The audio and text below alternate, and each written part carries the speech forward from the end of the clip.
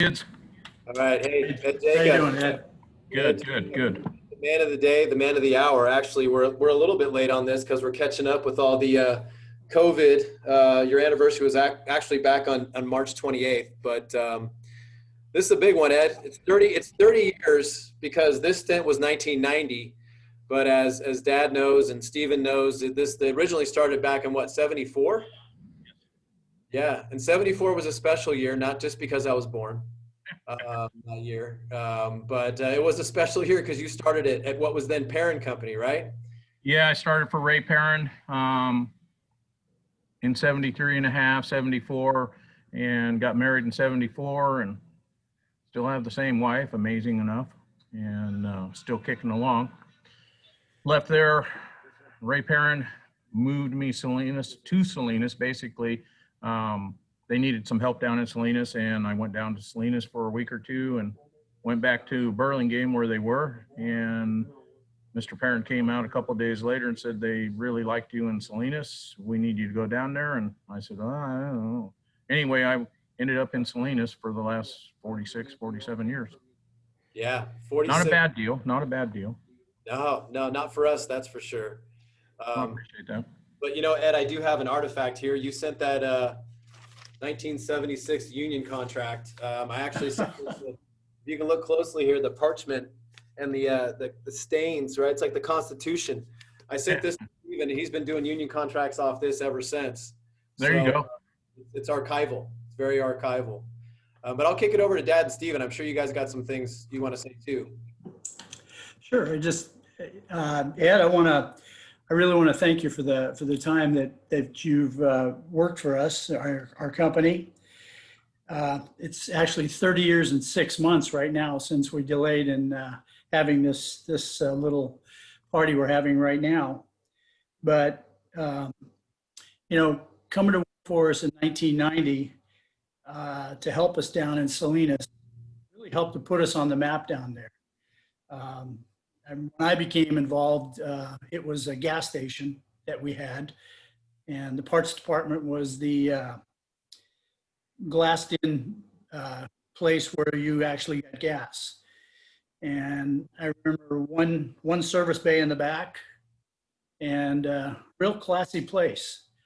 But as we've continued to prove in Salinas over the years, it doesn't make any difference what it looks like. It's the people that are making it work.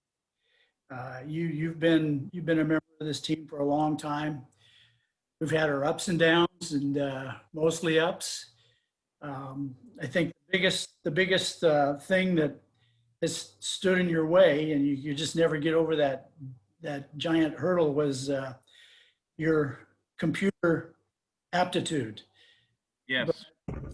Ask anybody about a customer down there, and hands down, Ed can give you a hell of a lot more information than any computer could ever do. He knows the ins and outs of those people, how to help them, how to take care of them, and isn't afraid to step up and get in somebody's face occasionally to tell them to do their job, which is, again, part of our success. One of the things that sticks out to me is when you first came to work for Perrin back in 74, 75, your trainer was none other than Brent Burlingame. And that surprises me. For those of you that know that name, you'll remember Brent. For those of you that don't, let's just leave it at that. It's better that way. But you've come a long way. You've been there for every bit of what we've needed, and it's really appreciated. So, Steve, you want to step in here a little? Yeah, obviously with everything everybody says, I've learned stuff from you over the many years, and just last week, I think it was last week that. Can't hear you, Steve. You want to come a little closer to this mic? David or chose Ed to take us around. I said, what a better way to kind of learn the industry and introduce to everything was to have Ed take us around. So, going into these customers and having you take us in, I mean, no one's better than customer knowledge, knowledge of the industry, the lifts, the equipment, the service, how things work, and all that. So it was great. That was a good experience that day, and I couldn't think of anything better to do that. But thanks for what you've done, man, and keeping the store going. And some interesting stories. Even just last week we were talking in this room that we're in right now. Ed was saying that Jim Malcolm and Edna here. This used to be the smoking room. So you come down. He said there'd just be a big haze going across the whole room of cigarette smoke because that's how Yeah, how things work. Jim Malcolm, Edna Malcolm, Jim Oldakowski, and myself, we all smoked. So this room was just solid. You couldn't see it when you opened the little door from up above. It was like solid smoke. It was bad. Times have changed, definitely. So Ed's been able to, you've been able to keep up and adapt through the many years, and I'm glad you have. And I'm glad you're here, and you're gonna get this handed off here, to bring in new people and kind of keep them in line with how things should be going and how this industry works. So Yeah, thanks, Ed. I appreciate it, and I appreciate everything you guys have done. I looked at this, and I think you guys, I sent you the copy of that 10-year-old letter, Rich, yesterday, and I started this as a career thinking I would have a career because back in 74, making $7.45 an hour as a journeyman was big money. So I continued this on, and it has been a career. I own 3 houses. I've had 5 race cars. I'm on my 5th Harley right now. And like I said, I'm still with the same wife, 1 daughter, 2 grandchildren, and 47 years later, I have a whole lot of gray and no hair and fat and ugly, and uglier, I should say. But TMH and parent company have both been good to me, so I can't complain at all. We've had ups and downs, but we're all still here, and it has been a career for me. So I'm hoping that some of these younger people that you bring on will consider it to be a career also. Hey, Ed, do you want to repeat that high journeyman wage that you were making? $7.45. I think it's in that contract, Mark. Yeah, it is. I think it is. I think it's a little high too, Dad. Yeah. A little excessive. We need to talk at the round table on that. 30 years. You're 30 years plus. We're probably gonna have to use a Sharpie to put 30 years plus in that. But congrats, Ed, and thank you very much.